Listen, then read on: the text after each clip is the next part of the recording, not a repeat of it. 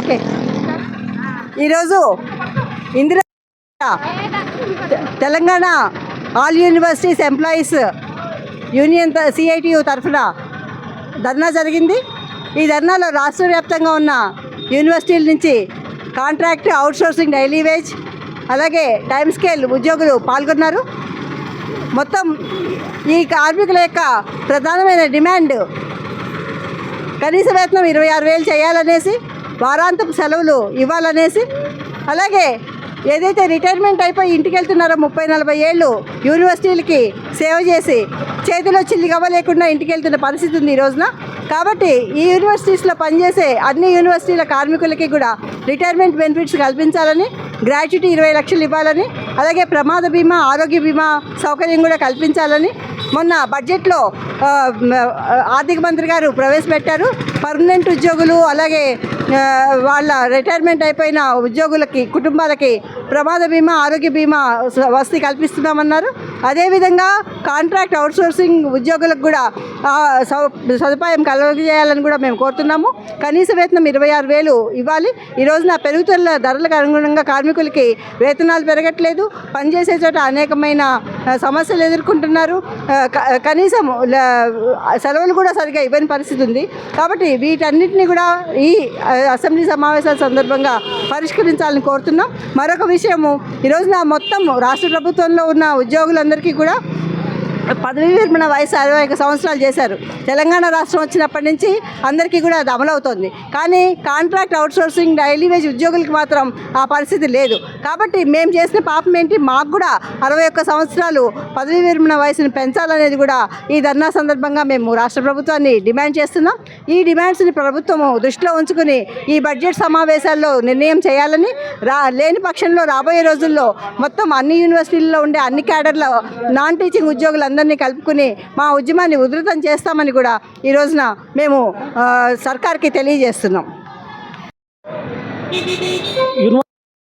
పనిచేస్తున్నటువంటి కార్మికులకు కనీస వేతనం 26 ఇవ్వాలని చెప్పేసి, అట్లాగే సమస్యలు పరిష్కరించాలని, టైమ్ స్కేల్ ఉద్యోగులను పర్మనెంట్ చేయాలని చెప్పేసి, అట్లాగే రిటైర్మెంట్ బెనిఫిట్ కల్పించాలని చెప్పి ప్రధానమైనటువంటి డిమాండ్లతో ఈరోజు ఇందిరా పార్కు దగ్గర ధర్నా నిర్వహిస్తున్నటువంటి పరిస్థితి ఉంది. ఈరోజు తెలంగాణ రాష్ట్ర ప్రభుత్వం బడ్జెట్ సమావేశాలు జరుగుతూ ఉన్నాయి. కానీ యూనివర్సిటీలకు లక్షల కోట్ల రూపాయలని ఈరోజు బడ్జెట్లో ప్రవేశపెడతా ఉన్నారు. కానీ ఓన్లీ అక్కడ ఉన్నటువంటి అభివృద్ధి కోసం అని చెప్పి, పర్మనెంట్ ఉద్యోగుల కోసం మాత్రమే ఈ రాష్ట్ర ప్రభుత్వం ఆలోచిస్తుంది తప్ప యూనివర్సిటీలలో పనిచేస్తున్నటువంటి outsourcing, contract, time scale, daily wise ఉద్యోగులను పట్టించుకోకుండా రాష్ట్ర ప్రభుత్వం నిర్లక్ష్యంగా వ్యవహరిస్తున్నటువంటి పరిస్థితి ఉంది. ఈరోజు యూనివర్సిటీలకు ఏ గ్రేడ్ వస్తుందనంటే, ఈరోజు ఉన్నటువంటి నాన్ టీచింగ్ స్టాఫ్ ఎవరైతే ఉన్నారో, టైమ్ స్కేల్ కావచ్చు, అవుట్సోర్సింగ్, కాంట్రాక్టు కార్మికులు ఈరోజు పనిచేస్తుంటేనే వాటికి ర్యాంకులు వస్తున్నాయి తప్ప ఈరోజు ఉన్నతమైనటువంటి వాళ్ళు పనిచేస్తేనే కాదు. వీళ్ళని కూడా దృష్టిలో పెట్టుకుంటేనే, వీళ్ళ బ్రతుకులు మారితేనే యూనివర్సిటీలకు రాబోయే కాలంలో అభివృద్ధి ఉంటుందని చెప్పేసి ఈ సందర్భంగా డిమాండ్ చేస్తూ ఉన్నాం. గత ప్రభుత్వం యూనివర్సిటీలలో పనిచేస్తున్నటువంటి కార్మికులను అందరినీ కూడా పర్మనెంట్ చేస్తామని చెప్పి మోసపూరితమైనటువంటి వాగ్దానాలు చేసింది. కానీ ఈ ప్రభుత్వం వచ్చిన తర్వాత కూడా అట్లాంటి హామీలను ఎక్కడ కూడా నెరవేర్చుతున్నటువంటి పరిస్థితి లేదు. వాళ్ళ బ్రతుకులు మరింత ఇంకా పేదలుగా మార్చేటువంటి పరిస్థితి ఉంది. అట్లాగే అనేక యూనివర్సిటీలలో ఎమ్మెల్యేలు, ఎంపీలుగా ఉన్నటువంటి వాళ్ళకి తొత్తులుగా మారుతున్నటువంటి రౌడీలకు, గూండాలకి అవుట్సోర్సింగ్ టెండర్ విధానాన్ని ఇస్తూ ఉంది. వాళ్ళు ఈరోజు వాళ్ళకు వచ్చే కమిషన్ల కోసం మాత్రమే పనిచేస్తున్నారు తప్ప రాష్ట్రంలో యూనివర్సిటీలలో పనిచేస్తున్నటువంటి కార్మికుల యొక్క బ్రతుకులు మార్చాలని కానీ, వాళ్ళకి ESI, PF ఇవ్వాలని కానీ, వాళ్ళకు డైలీగా వస్తున్న సమస్యలను పరిష్కరించాలని కానీ, వాళ్ళకు సెలవులు ఇవ్వాలని కానీ ఏ రకమైనటువంటి చిత్తశుద్ధి లేకుండా ఈరోజు దర్జాగా ఈరోజు పనిచేస్తున్న పరిస్థితి ఉంది. మేము చెప్తా ఉన్నాం, యూనివర్సిటీలలో ఈరోజు దందాలుగా చేస్తున్నటువంటి ఈరోజు అవుట్సోర్సింగ్ టెండర్ విధానం ఏదైతే ఉందో, కాంట్రాక్ట్ విధానాన్ని వెంటనే తొలగించాలని చెప్పేసి యూనివర్సిటీలలో, రాష్ట్రంలో 14 యూనివర్సిటీలలో పనిచేస్తున్న కార్మికులందరినీ కూడా పర్మనెంట్ చేయాలని చెప్పి ఈ సందర్భంగా డిమాండ్ చేస్తూ ఉన్నాం. చేయకపోతే రాబోయే కాలంలో అన్ని యూనివర్సిటీలను కలుపుకొని పెద్ద ఎత్తున ఉద్యమాలని ఉధృతం చేస్తామని చెప్పి ఈ సందర్భంగా హెచ్చరిస్తూ ఉన్నాం. ఇందిరా పార్క్ కాడ జరిగే ధర్నాని CITU యూనియన్ తరఫు నుంచి ఉస్మానియా యూనివర్సిటీ తరలి రావడం జరిగింది. ఇక్కడ మా బాధ ఒకటే, ఉస్మానియా యూనివర్సిటీలో దాదాపుగా మేము 30 సంవత్సరాల నుంచి వ్యక్తి చాకరీగా పనిచేస్తున్నాము. గత ప్రభుత్వం ఏదో చెప్పి మమ్మల్ని మొబ్బిస్తుంది. కానీ ఈ ప్రభుత్వం కూడా మమ్మల్ని పట్టించుకోకపోవడం జరుగుతుంది. మా జీతాలు చూసే సిగ్గుచేటు చెప్పుకోవడానికి పెద్ద ఉస్మానియా యూనివర్సిటీలో పనిచేస్తున్నాం, కానీ చెప్పుకోవాలంటే సిగ్గుచేటు. అంత హీన బతుకుదాం. తెలంగాణ రాష్ట్రం వచ్చిన తర్వాత ఏదైతే కేసీఆర్ వచ్చి ఏదో మార్పు చేస్తున్నాడు, ఆయన మార్పు చేయలేదు. సరే మార్పు పోతే పోని, రేవంత్ రెడ్డి వచ్చిన తర్వాత కూడా కాంగ్రెస్ ప్రభుత్వం వచ్చిన తర్వాత ఏదో మార్పు చేస్తున్నాడు. ఏ మార్పు చేస్తలేరు. మా బతుకులు అవే ఉన్నాయి, ఇంకా హీనంగా ఉన్నాయి, దానికంటే హీనంగా ఉన్నాయి. ఏదో స్త్రీల కోసం ఏదో పథకాలు బాగా చేస్తూ ఉంటున్నారు, కానీ మా హాస్టల్లో పనిచేసే ఆడవాళ్ళు ఉంటారు, వాళ్ళు కూడా ఏ పథకాలు ఇప్పటివరకు ఏం వర్తించట్లేదు.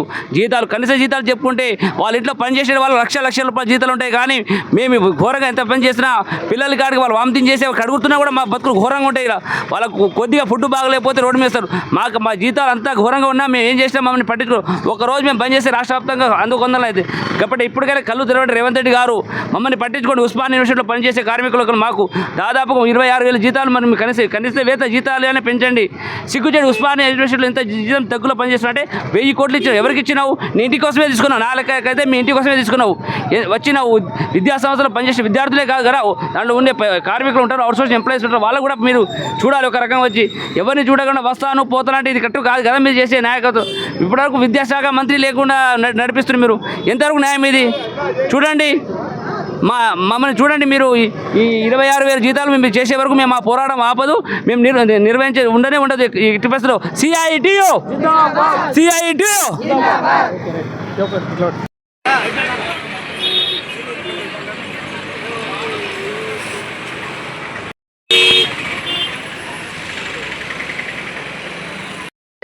వర్ధిల్లాలి, జిందాబాద్ జిందాబాద్ జిందాబాద్ జిందాబాద్.